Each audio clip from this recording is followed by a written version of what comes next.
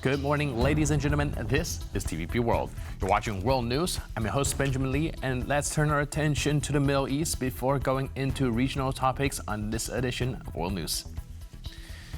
The U.S. President Joe Biden has commented on the ceasefire reached between Israel and Hamas in Gaza. He stated that the incoming administration of Donald Trump has been fully briefed to carry out the agreement.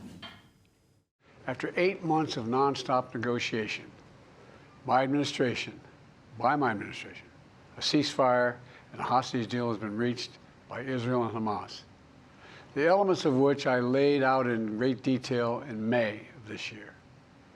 This plan was developed and negotiated by my team and will be largely implemented by the incoming administration. That's why I told my team to keep the incoming administration fully informed, because that's how it should be, working together as Americans.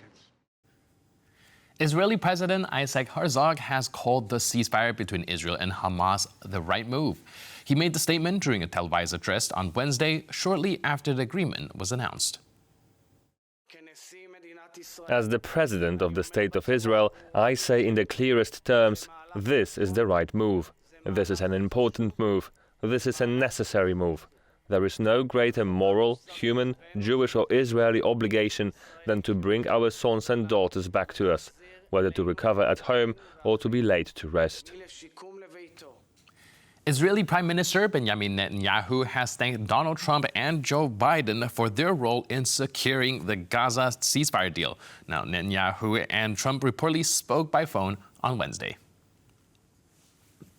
Netanyahu expressed gratitude to President-elect Donald Trump, saying, quote, for his help in promoting the release of the hostages and for helping Israel bring an end to the suffering of dozens of hostages and their families, according to his account on X.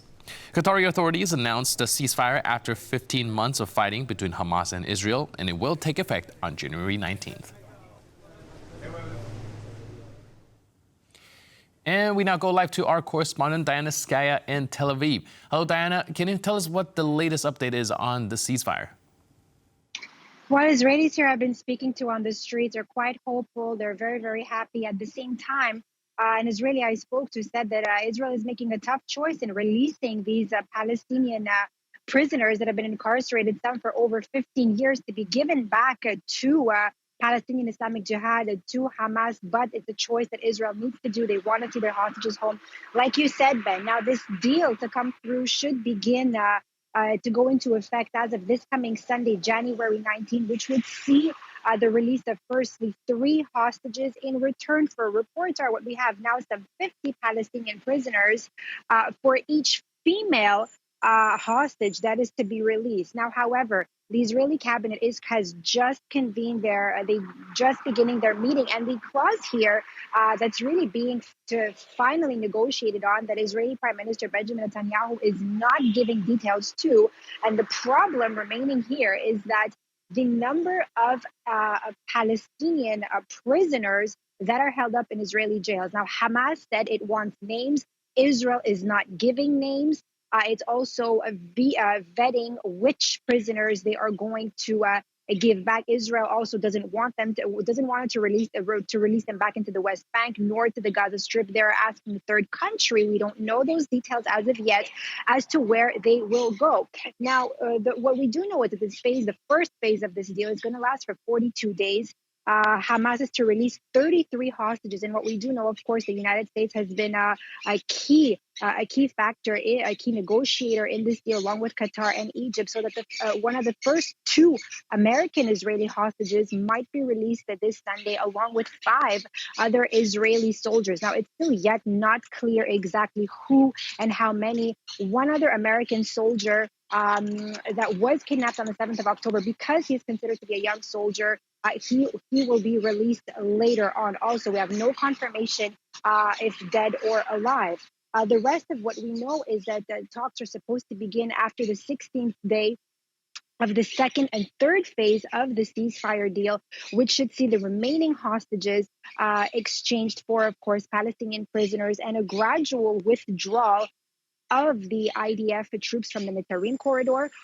Also, in the final phase, of course, IDF withdrawal from the corridor and the enclave entirely, as to what President Joe Biden has said, to possibly and finally have and see an end to this war. However, now details are not certain yet as to how it's going to play down.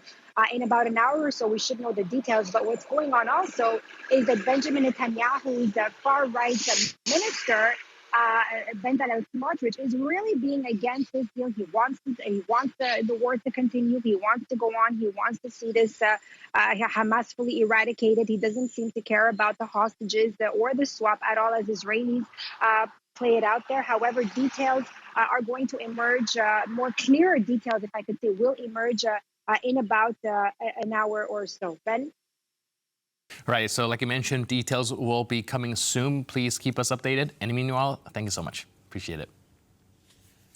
Now, turning our attention back to Europe, British Prime Minister Keir Starmer has visited Kyiv on Thursday. He is said to meet Ukrainian President Volodymyr Zelensky to sign a 100-year friendship deal.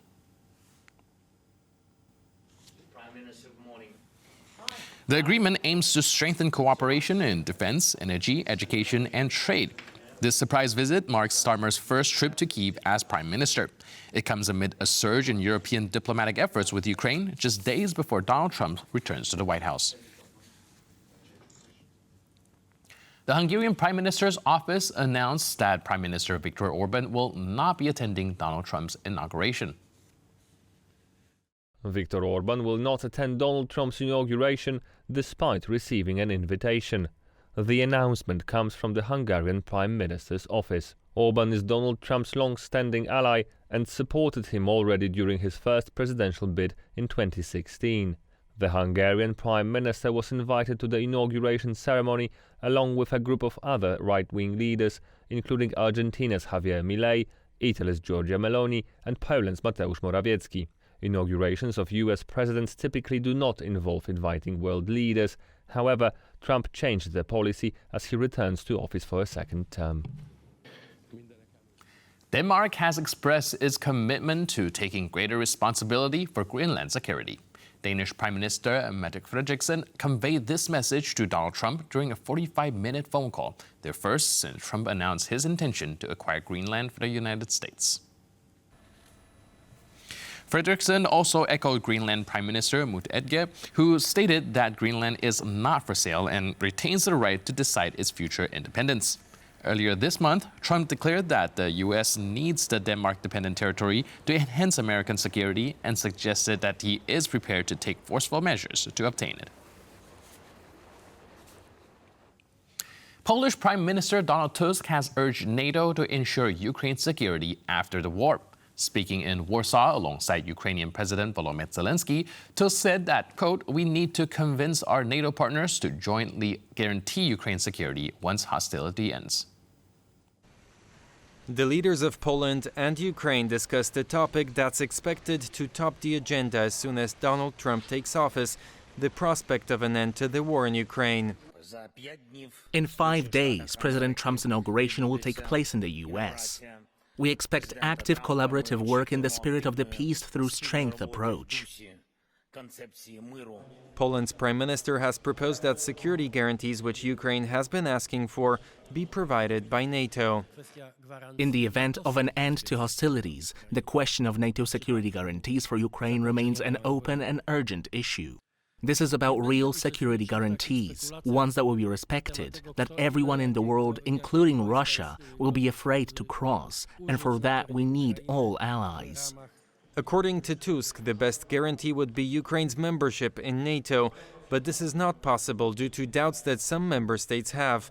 One issue that has been a bone of contention between Warsaw and Kyiv for years, the Volhynia massacre during World War II, resurfaced in the Polish presidential campaign last week. As a leading conservative candidate backed by Law and Justice said he didn't see a future for Ukraine in the EU and NATO without a reckoning for the massacre. Prime Minister Donald Tusk has since announced that Poland had received a green light from Kyiv for exhumations of the Polish victims of the massacre to begin. We cannot in any way allow, whether it's in Poland or in Europe, for the Russian narrative and the attempts to blackmail Ukraine to be a method for any talks or negotiations on the future of the European Ukraine. This sensitive topic was also discussed with President Duda, with whom Volodymyr Zelensky met Wednesday afternoon. Work is now underway with the ruling coalition's working team and the Ukrainian Ministry of Culture on the subject of these historical search and exhumation issues. There are 20 requests submitted by the Polish side. I hope that these requests will be systematically dealt with. It's very important that we will not have any questions about history. Of course, we have a lot of different issues which are very important for societies, but for me it's very important to stay together in unity. Talks in Warsaw also touched the issue of Ukraine's EU accession process. Zelensky expressed confidence that a breakthrough in Ukraine's EU accession process will occur this year, during Poland's presidency of the Council of the EU. The United States State Department has announced new sanctions against Russia. The move is designed to tighten restrictions on what it describes as exporters and importers of items critical to Russia's military-industrial base. Nearly 250 entities labeled as enablers of the Russian war effort now faces sanctions for supplying technology used in Russia's war against Ukraine. According to a statement by the department, the move seeks to, quote, thwart sanctions evasion, particularly by actors based in the People's Republic of China. The statement also notes that other countries providing such items to Russia include Malaysia, Turkey, and the United Arab Emirates. France's newly appointed Prime Minister, François Bayrou, is already facing a vote of no confidence. His minority government, formed in mid-December, is on shaky ground as Bayrou loses support of the Socialist Party. The far left proposed the no-confidence vote against Bayrou's centrist government. To regain the Socialist Party's support, Bayrou suggested renegotiating the controversial 2023 pension reform law. However, Socialist backing remains uncertain. If Bayrou cannot secure this support, his government's survival may rely on backing from the National Rally Party. This situation mirrors the challenges faced by his predecessor, Michel Barnier, whose government lasted only 3 months under similar circumstances. In his farewell address before handing the presidency to Donald Trump, Joe Biden criticized tech giants and social media companies. He warned of growing influence by billionaires and expressed concerns over actions by these platforms that, in his view, undermine access to truthful information. I'm equally concerned about the potential rise of a tech industrial complex that could pose real dangers for our country as well. Americans are being buried under an avalanche of misinformation and disinformation, enabling the abuse of power. The free press is crumbling. Editors are disappearing. Social media is giving up on fact-checking. The truth is smothered by lies, told for power and for profit. We must hold the social platforms accountable. I have no doubt that America is in a position to continue to succeed. That's why my farewell address tonight, I want to warn the country of some things that give me great concern. This is a dangerous and that's a dangerous concentration of power in the hands of a very few ultra-wealthy people. And the dangerous consequences if their abuse of power is left unchecked.